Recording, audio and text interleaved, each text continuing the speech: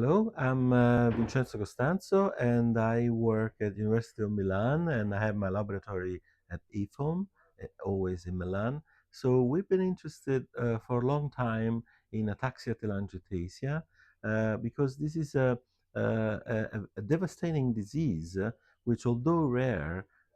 it's basically very complex and challenging to understand, and we like challenges, and so we really have to please many funders that have helped us to understand this disease, in particular the AT Society, which has sponsored one important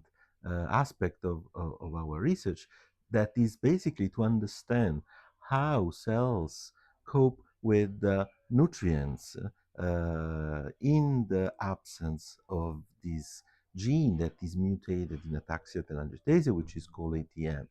And so what we discover over the years is that cells have problems in metabolizing glucose, which it's a fundamental nutrient that fuels our cells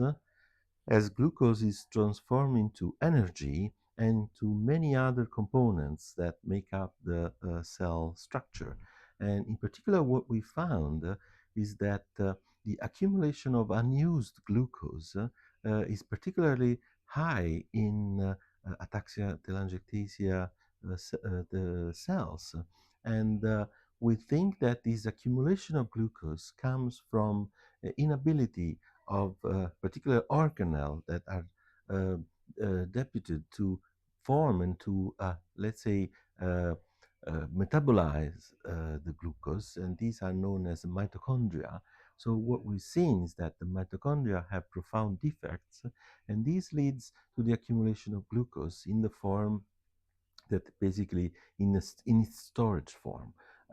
And so what we are now trying to do is using this information is to try to understand how to rescue this abnormal accumulation of glucose in AT cells, hoping that a better usage of this fundamental nutrient can make these cells better. And we were successful in finding some proteins that when they are down-regulated,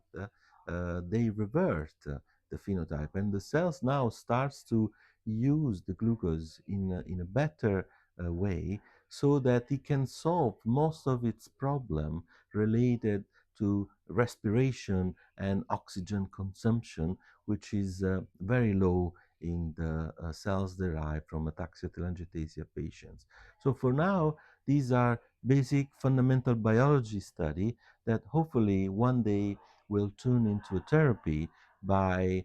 down modulating these genes that we have found with modern genetic techniques. And hopefully this will make a difference for the life of ataxia telangiectasia patients.